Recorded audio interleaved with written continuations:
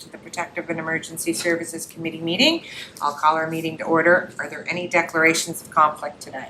None. Councillor Duran's joining us online? No? Okay. Can I have someone approve our agenda? Moved by Councillor Ramsay, seconded by Councillor Duran. Sure. Need someone to approve our previous draft minutes from June the 23rd, 2025. Moved by Councillor Ramsay, seconded by Councillor Duran. Any business arising out of those minutes? Nope. Not hearing any. We can move right into our reports and discussions. We have Deputy Fire Chief Kent Mitchell to present the operational report for fire. Thanks, Chair. This report is inclusive for June 1st to June 30th, 2025. During that time period, we had general inspections of 18, inspections with hazard compliance orders issued 6, inspections closed were 10, plan reviews, permits were 12, fire investigations were 1, and we had 17 education sessions. Total number of emergency responses for the month were 124, with Station 1 having 31 of those, Engine 1 having 47, Station 2 having 36, and 10 fire inspector callouts. Regular weekly training ended for the summer months. However, we're still active with pre-incident training, foam suppression training, and training has also included attendance with the Atlantic Fire Department Information Conference. A number of firefighters went, and boat operator training as well as the ongoing Blue Card Incident Command training, which continues. Early June, we had members attend the Atlantic Canadian Mental Health Conference in Moncton, New Brunswick, gaining valuable insights into mental health support and resilience training strategies. Also in early June, a fire prevention officer participated in peer support training hosted by Charlottetown Police Services, focusing on mental health and peer support for first responders. We had fire inspectors attend specialized training with the Canadian Firearm Association, enhancing their expertise in fire alarm systems and code compliance. And during our monthly meeting in early June, we presented helmets to our 8 new firefighters. So congratulations to all. Congratulations to Akin Cooley, Akin Binyu, Braden Gotro, Sandai Killaroo, Gabe McDonald, Taylor Gallant, Tessa Rogers, Nilifer Sifa Hassar, Alvin Job, and Miles Mayo. So congratulations to those folks for a really long stretch of training and commitment. So we appreciate having them on board with us. And as well, interviews are occurred with additional platoon chief positions, and we're hopefully next couple of weeks we'll have those wrapped up with solid offers to those 2 successful individuals. Career Firefighter 2 competition is still ongoing, and next week there's going to be the last stage of that, so we'll have that wrapped up as well. Middle of June, members participated in the Home Depot Orange Door fundraiser, supporting efforts to prevent and end youth homelessness in Canada. Firefighters also attended Diverse City, engaging with the community, distributing fire prevention materials to promote public safety awareness. Members also took place on June 28th with the Canadian Tire Jumpstart fundraiser, helping ensure that children from financially challenged families have the opportunity to participate in sports alongside their peers. And just about an hour ago, we had members of the HCMS Charlottetown visit the station, and they're doing a fundraiser Make-A-Wish marathon. So I've invited them back tomorrow at 10 o'clock for maybe photo opportunity and see if we can raise some funds for their organization. And I invite Mayor and Council and the committee to that as well. And Chief maybe will have an update on our firefighters survey progress. So that concludes my report. Good. I have a couple questions. Our mental health training, do we have mandatory debriefing after like a situation? Is that mandatory for, or is it just offered for our members? We survey our members and see where they're at with it. So we always reach out, and quite often we will have one. Sometime, not every time, but we Never mandatory. never met. It's always made available to the members. Yeah. If after a serious incident, we establish a critical incident stress team through the province with our contact Cindy, who coordinates with the province team, and that's always made available to members. But it's always up to the individual to come and participate. Yeah, historically, we just know that it's challenging, I feel, for first responders especially, to actually acknowledge that it is something that That's could why be beneficial. we've taken on the Resilient Minds Resilient Minds, what's the word? Resilient Minds training. Yes. Yeah, so all members of the department have received that and all new members will who haven't yet. And what that does is acknowledge that emergency services personnel who experience those feelings or stresses after an event, it normalizes a bit and makes it known that everybody does experience that. And now each member can look after each other as well. So not only looking for signs and symptoms that you may be experiencing, but that your other coworkers may be experiencing as well. That's what that training provides. So it gives them that sort of base level, and then the critical incidents are on top of that. We stress manage for that. I just know working in that world, it's sometimes people don't recognize it right away. So if they were forced into not forced, but invited in at least to be in the room, and then sometimes they might be recognized. Yeah, exactly. And encouraged, of course. And my other question, Kent, was the information we put out for our newcomers to Canada, New Charlottetown area. Is that in different languages, the information that we pass out, or is that all in an English language? It's all in English. I wonder if we should be thinking about that when we're trying to really make sure that our residents are understanding the importance of some of this prevention. And we have made contact with IRSA, Mm-hmm. the organization that looks after all the newcomers, and we have discussed with them some of those possibilities to get that out there when we do have that.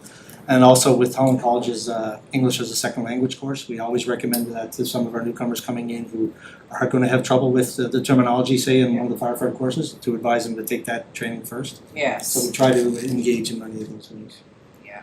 And they come with lots of skills and experience, but the Definitely. language can certainly be a barrier when we're trying to, but even for just your average homeowner understanding, right. like changing batteries and different Communication, things, it's a challenge for sure. So just to kind of keep that lens going. Councillor Ramsey, any questions on the report? Good to go. Councillor Duran? No, thank you. Okay, well, thank you for your I'll report. just make one correction as we just found out coming over. The mayor did meet with HMCS yesterday, so he won't be at the event tomorrow, but we're still going to have them at the fire hall for 10 o'clock if anybody wishes to drop by. Okay, wonderful. Thank you. We'll be back to you in a minute on Chief Mamie, Yeah, but we're follow-up. gonna move over. Deputy Chief Sean Coombs is here today. As Councillor Tweel asked for kind of some updates on skis, drugs and firearms. I think you have some stats that you're gonna present to us today, so we'll Yes. turn it over to you. Me, Chairperson. I do have some stats related to that question. So what we did is I think what he was mainly interested in is what's going on since beginning of the year, 2025. So we've got current stats from this January 1st to now. So as far as illegal drug seizures, we have broken them down into the different kinds of drugs. We have fentanyl. Since January 1st, we've seized 1.157 kgs of fentanyl, which is an extremely large amount. Crystal methamphetamine, we've seized almost 3 kilograms of crystal meth since January 1st. Methamphetamine tablets, we've seized 361. Pure cocaine, we've seized 1.5 kilograms of cocaine. Hydromorphone pills, 360 capsules. And a combination of the oxycodone or the Percocets, basically painkiller type medication, we've seized 140 tablets. Cannabis used in an illegal way, we've seized 1.5 kilograms of cannabis. And others such as mushrooms, we've seized 280 grams. So lower on that perspective. So that's the drugs. Moving on to guns, which is another issue. We've seized 15 firearms since January 1st of this year. And we've seized 10 fake firearms, which can be used in the same manner as a real firearm with the way they're replicated right now. Madam Chair. Absolutely. Councillor Twill, can I say before that, I know Councillor Twill was looking for this information on the council floor, so I was just reading my note because I did try to get clarification. I think this is a good start, I'm sure he'll have some follow-up questions, but he didn't respond to my email for further clarification, so thank you for providing that. Not a problem at all, and I have a few other comments I can pass on. That's in my relation question to on that. Is this not operational, and why should this be put out in the public? Like, can somebody enlighten me on that? Like, this is operational going on, like, do they have to, does our police department gotta put out there that we nabbed 18 guns, or we nabbed? I think it's really good information No, for the I'm residents. asking a question. Yeah, It's it's stats, it's data. Is it not operational? Like, It is operational, yes. is there not stuff that should stay in-house? I guess is what I'm trying to say, or does everything we do get out there to the public? Well, there's definitely things that the police and police have always held back information based on certain operations that have going on, especially in drug investigations where so much of it is critically confidential information. Even a lot of files that we work on and bring almost to the goalpost, we have to let go because it could actually burn a confidential informant, Yes. and we're not going to. No, I understand all that, I'm just wondering why, like, what is the use for it? Like, to have this out in the public? I don't know, I'm just trying to get it in my head. Well, it certainly is enlightening to see how much is out there and how much is being Yeah, but compensated there's and more how coming much, every day. 100%, You know, but I think it's and really that's it. showing And, progress that they're working like, on. what is the purpose of the questions? Like, what are they gonna use the information for, I guess, is what I'm trying to figure out. It's just that, I don't know, like, I was reading it, and I sit beside Councillor Trio too during the council, and he asked this question, I'm saying to myself, like, what's the purpose of this question?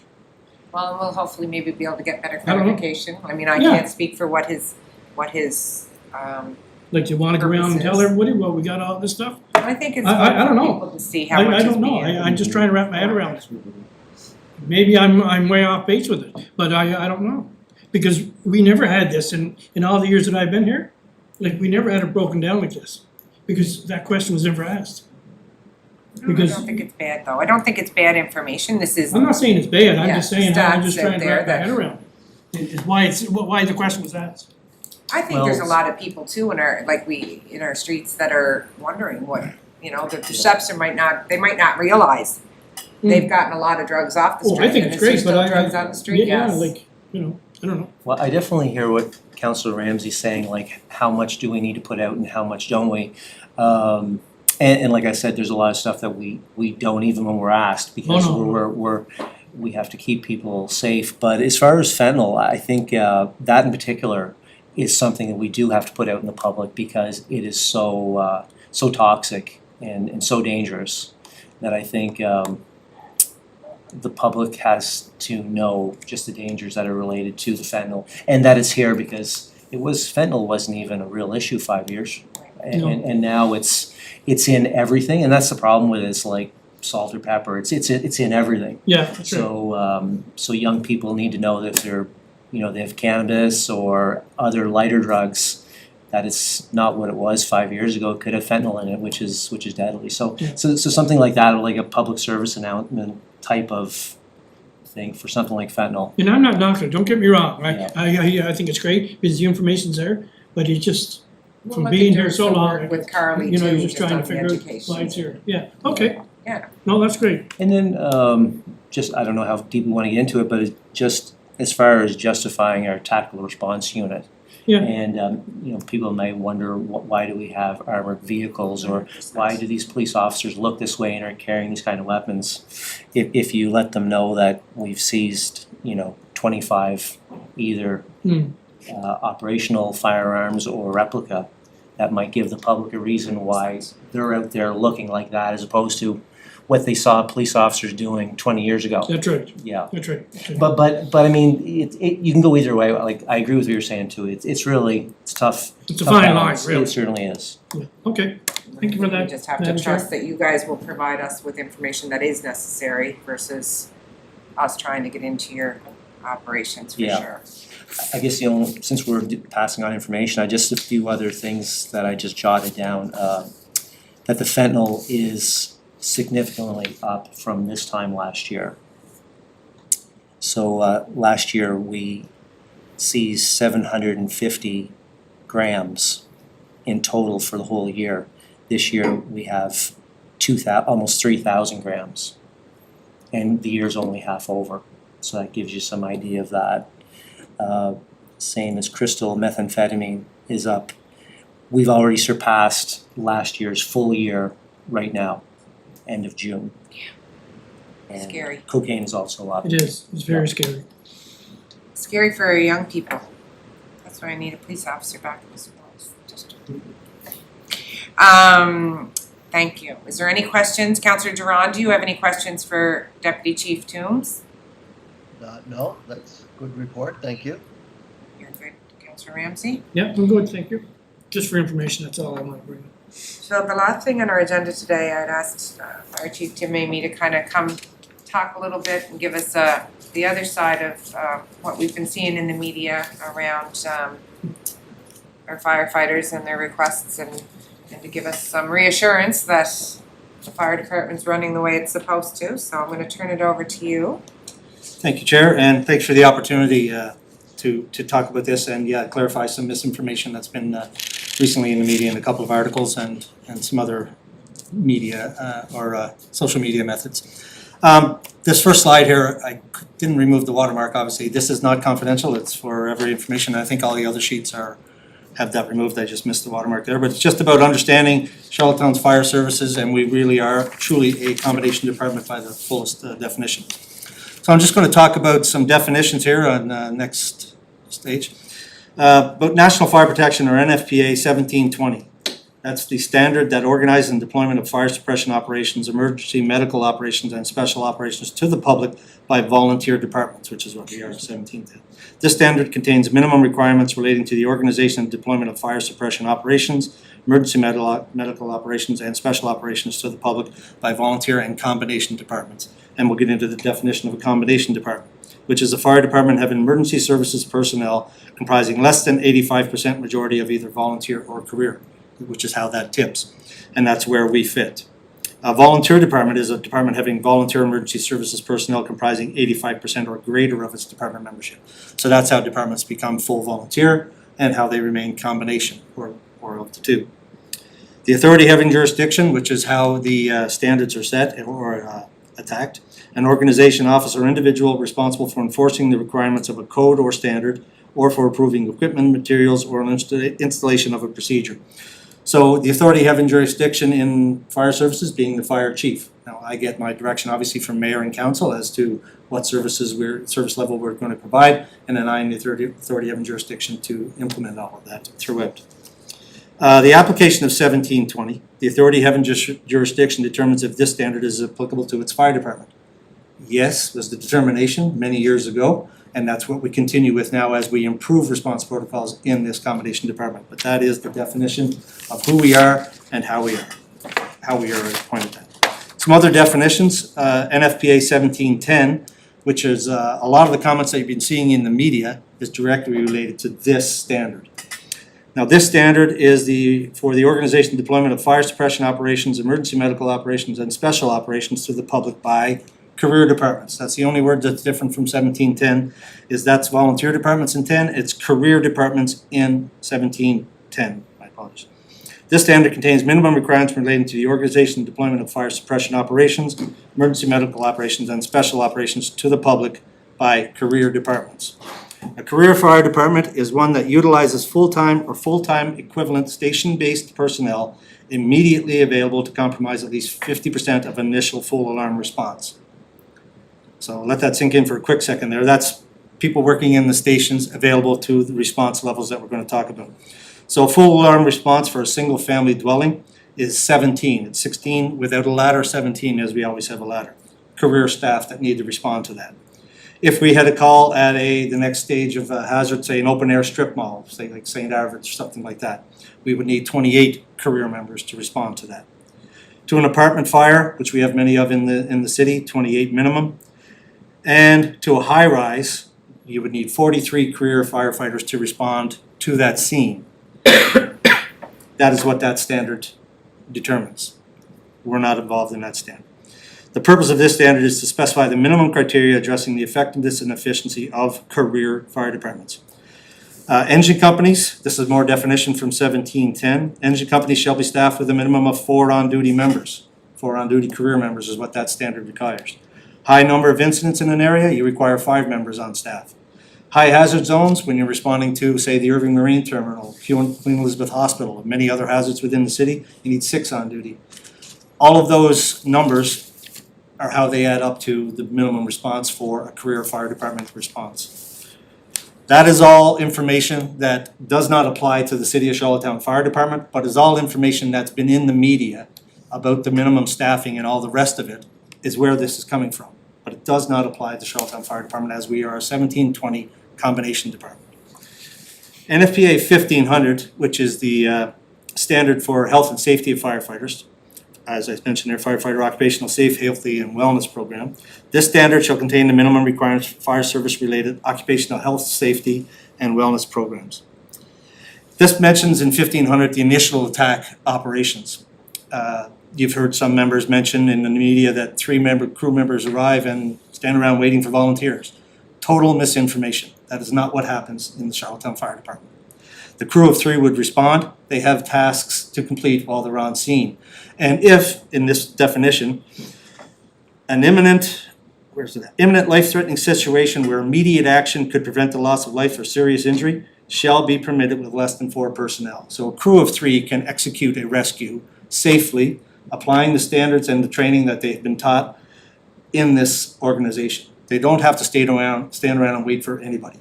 If there's a bigger scene, there's bigger tasks to do. They have to get lines off the truck. The pump operator has to engage the pump, stabilize the vehicle. Members have to pull off the equipment they need. They need to do a complete size up, which is a full 360 of the building.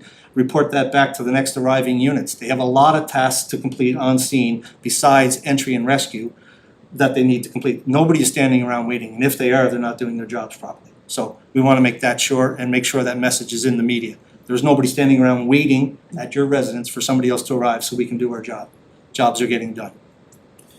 And it can be executed. An imminent life-threatening situation can be amended by a crew of 3, clearly stated in the occupational safety and health standard. Continuing to talk about staffing here, we went to arbitration in 23 during our negotiations. The decision, we met last in late December 23 and the arbitration award came in 24. What the board stated there, the employer has correctly argued NFPA, this is all quote directly from the arbitration award. NFPA 1710 applies to career department, and this department, meaning ours, is a combination fire department which falls under NFPA 1720. Unlike 1710, 1720 does not require a minimum of 4 crew members. Indeed, it specifically contemplates that a firefighting crew may be dispatched to a fire with only 3 crew members. The fact that 1720 allows 3 crew members goes a long way to rebutting the association's assertion that the employer is operating the department in an unsafe manner. As well, the evidence before us is contrary.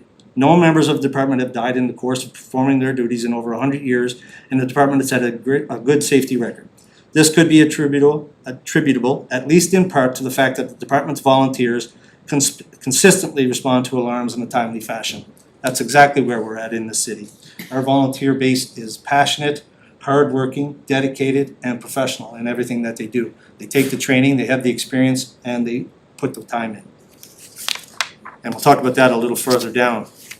The one thing that also was left out of all of the articles recently in the media was the fact that we've recently hired 2 and have job offers going out to the other 2 to make 4 platoon chiefs. Those are members that work 24/7 like the platoons, and they are a management non-union asset on the ground to supervise, look after, performance manage, and develop all of the members on their platoon. They actually respond in a command vehicle with the call. So there's going to be 4 there, which is what the comment has been about consistently in the media. But it's a non-union member, so I guess that's why it wasn't mentioned in any of the union articles. It's still an asset of the cities, and it's a managerial asset that's there to look after the crews. So the next slide there, yeah. These are new positions that were created at 24-25 when we went to 4 platoons, and their management non-union chief officers to work the 24-hour shifts along with 3-person platoons. They'll be responding in a command vehicle when a platoon, or if the other district gets a call, they'll be going as well. So there's an asset management going to be there first with a command vehicle at any call throughout the city as we develop our protocols. But is there for the 3-person crew as well. Their response, along with the platoon, ensures a minimum 4-person response to all department emergencies, allaying those fears, safety factors that our firefighters have been expressing, although not taking into account the platoon chief response or the volunteer response. That's why those articles need to be addressed and need to be corrected immediately. Our population growth and increasing emergency calls demand enhanced fire services, and department management are currently developing improved response protocols as part of our fire underwriter survey, and numerous other recommendations from the survey. While some is still confidential, we hope to be able to enlighten the general public shortly of our recommendations and where we're going. And it's to further improve the robust, efficient, and safe operation of this 1720 Combination Department. The public needs to know that, and we need to get that message out there. We operate safely. Our firefighters are safe in everything that they do. They're trained. They're what they're supposed to do. And our operations, our SOPs, are safe for operation with our Combination Department. Key 1710 and 20 differences. 1710 is full-time career staff. 1710 does not recognize or consider volunteer membership or response. 1710 lists minimum staffing levels for career complement. 1710 relates to approximately 3% of the total fire departments in Canada, about 108 of over 3,600 departments. 1720 is applicable to volunteer and combination departments, which we are. 1720 does not list minimum staffing levels, as it realizes that volunteer and combination departments may have varied response models. They don't all have staff stations. We're fortunate that we have one staffed, and we are developing protocols to improve that. 1720 is the standard for approximately 97% of the departments in Canada, and almost exclusively for those municipalities with less than 50,000 residents. That's sort of a tipping point in many in the United States and in Canada as well. Although there's some cities with less than 50 that are full career, 50 seems to be the tipping point in most regions. Continuing with key NFPA 1710 and 20 differences. In Canada, there are approximately, as I mentioned, 3,672 departments with a mix of career and volunteers. Approximately 66 are comprised of entirely career, and an additional 44 are mostly career. The vast majority of departments, 3,061, are entirely volunteer, and there are 501 departments that are mostly volunteer, as they break that down. Therefore, the exact number of career departments can be categorized as 66 and 44, and there are almost 501 mostly volunteer and 3,061 total volunteer in Canada. Over 123,000 firefighters in Canada, 71% volunteer and 29 career. That's from a NFPA Fire Census data from 2018. Charlottetown Fire Department, the next slide please. This is how the consistency of the department is made up. We have the fire chief and deputy. We have 4 platoon chiefs, 3 fire inspectors and 1 prevention officer. 12 firefighter 2s, we have 11 staffed, and 1 is vacant, going to be filled with the competition that's currently running. 4 relief firefighters, we're going to run another relief competition to increase that number as well, and 94 volunteer firefighters. That's our department, proud and staffed accordingly. A little bit on volunteer reliability, which the actual arbitrator made reference to, which was rather exceptional since it had nothing to do with the actual negotiations. So they recognized the volunteer reliability in Charlottetown. In 2020, there were 732 calls. There were 15,181 volunteer responses over those calls. Our members respond continually. You see the numbers for 21, 849 calls, 16,707 responses by our volunteers. In 22, 1,100 calls, 23,481 responses from our volunteers. The same volunteers that committed time when our response levels were down around that 700 are answering at 1,100 and 1,200 calls now, putting a strain on them as well, which is why we've expanded that list. In 23, we've had 1,100 calls as well, 25,024 responses. And in 24, call volume down a tad, 994 and 21,740 responses. Our volunteers do the job. Our volunteers show up, our volunteers work, and our volunteers are dedicated and passionate, as I mentioned many times. Just a couple of summary pages here, and then a conclusion if it could be extended. Contrary to the recent media reports, CFD is not understaffed nor being operated in an unsafe manner for its employees or its residents. It's proven with actual arbitration award decision and NFPA standards definitions in support of our operations. We operate safely and effectively. We have proactively created and staffed 4 full-time management non-union platoon chiefs for each of the 4 platoons, increasing reliability, accountability, and safety in all of our operations. Our combination model is not only fully compliant with NFPA 1720, but has proven very effective in meeting the service demands for our city and its residents for many years and will in the future as well. The recommendations from the Fire Underwriter Survey, when completed, will not only increase public safety and emergency response protocols for the department, but will improve our already very good fire insurance grading status as well through the Underwriters Program. Continuing on, contrary to recent media reports as well, firefighter and public safety remain the #1 priority for department leadership, and future improvements will further highlight this focus. Providing the highest level of fire and emergency service response to our customers remains our combination department's goal. Maintaining an inclusive and supportive environment for both our volunteer and career members, both internally and externally, is a constant challenge and one we're continuing to work on. Media reports like we've seen don't help in these regards. We're experiencing that now, and we're hoping to clarify that and get everybody back on the same page here so that we show our support and be behind our membership. One more final summary. Engaging constructive dialogue with all stakeholders, including our union members, to continue strengthening our department and focusing on future contract negotiation and improvements. That is our goal as well. We are getting back into negotiations. Our contract has already expired. They've served notice to bargain, I believe, so we're back at it in the near future again. And we just had our first contract put in place. So we haven't even really gotten a year under our belt yet with the new contract, and we're bargaining again. Actively and continuously supporting and investing in both volunteer and career personnel through training, equipment, and integration in the emergency operations of the department remains a goal and one we effectively operate. Our deputy, Kent Mitchell, runs the training program for the department until we get a training officer in place.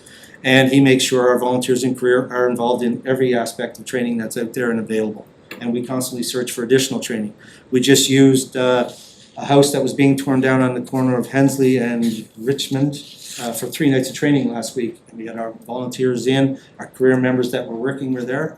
But our volunteers come in on their time and dedicated 3 extra nights there to get their training in. So we take opportunities, as Kent does here, to provide that training. We're looking at another occupancy that's slated for demolition to get our members in the coming weeks as well. So all of the training that they take, they go and apply in these situations, and then when we get the emergencies, they're there and they know what they're doing. So it's very effective training. So last one there, I just wanted before. Providing safe, effective, fiscally responsible emergency service to our community is management's task and one wholeheartedly and inclusively approached by everyone involved, wearing the white shirts next door. We care about the city, we care about our budget, we care about the budget as it affects the overall budget of the city, and we want to make sure we're operating under it appropriately. And my final conclusion, my remarks, our department and its members remain committed to collaboration, transparency, and serving this community with integrity. That's why I'm talking about it today, and hope to make this same presentation to full council if I can get the support of chair and members in here. I heard Councillor Tweel at the last last council meeting. He went over for I know the mayor did as well, and the CAO for a presentation with the union when they're in town for a convention. I think they had some information, but all in line with 1710 career department. So I'd like to clarify that for full committee if I can get, or full council if I can get that approval at the next special meeting of council, I think next Tuesday, if we can get that to the agenda.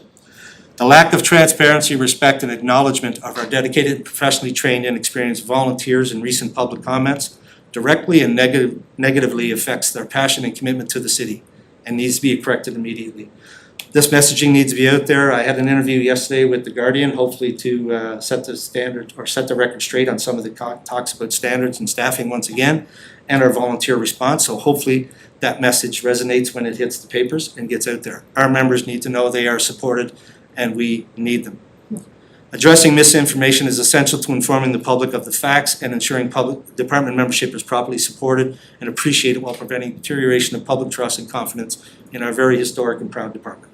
Need that known out there. I pressed upon the Guardian interviewer that this message needed to get out there, if anything, And we need to show that support and make sure that we are providing that support for everybody in our department. And we correct any misinformation that's out there in the public, which deteriorates their understanding of what we're able to provide and their sort of satisfaction level at the end of the day as well. If they think they're being shortchanged because we're not getting people there, then that's an effort that we need to address as well, to make sure people are aware of that. That concludes my short report. Hopefully that information lands and tells the tale of what we're talking about, and addresses those media reports that are out there and full of misinformation, unfortunately. I really like that we're gonna take this on. I'm assuming you'll move that to council. Bob, you're okay 100%. second this on? Love to So do that. council It's can gonna hear be- this? Certainly. I think That the that more, was a great explanation, Tim, thank you. it was very You're welcome, good Councillor Ron. and very appreciated because I'm the same way, Tim, like it's, when that hit there last week and all Yeah. that, like you're just sitting back and saying to yourself, come on, guys. Like we know the union has a job to do, they're there for their people and all that stuff, but I mean, the city's in great place, it is in great shape. And heading into greater spaces Yeah. with the We have a recommendations and the support. fantastic fire department there and things along that line and we all understand people putting their lives in the line every time they go. That's right, But- it's a but dangerous job. It's a dangerous job, but at the same time, like we're fully, like I wanna back us 100% in this. Yes. So thank you and for that. also want our volunteers to Yes, actually, we have to, if there's anything we can as a council could be doing to support some way to make sure that they realize how Sure. valued and appreciated they are, whether it's team building between the two, you're right, I think you have to try to bring career and volunteer together because one will not operate well without the other, so That's right, what and we have. we can't operate our department without that, No, so we can't. it's a constant, we're constantly working at it next door to try to break down any barriers and involve everybody. Difficult at times, as you can aware, and not looking to negotiate in the public like No. some of these comments have led to, so we just wanna make sure that it's not about that, it's about clarifying the facts. Yeah, and we just needed reassurance for our residents that, right. everybody's doing everything and that they are in a good space, so. Any other questions? Councillor Duran, do you have anything else at this time? No, that's terrific, thank you. Okay, so we'll make sure that this gets pushed ahead to our council meeting, Richard, for a special presentation. Certainly can't hear this stuff enough, I think. Maybe we can find something to do to celebrate our little volunteer, not a little volunteer group, our large volunteer group. Definitely. Who have been committed for years. Is there any introduction of the business today? see none, I will ask for a motion to adjourn. Moved by Councillor Ramsey, seconded by Councillor Duran, and everybody have a good day, stay safe in this heat. thank you. Yes, indeed. Thank you. Thank you. Thanks, Chair. Thank you.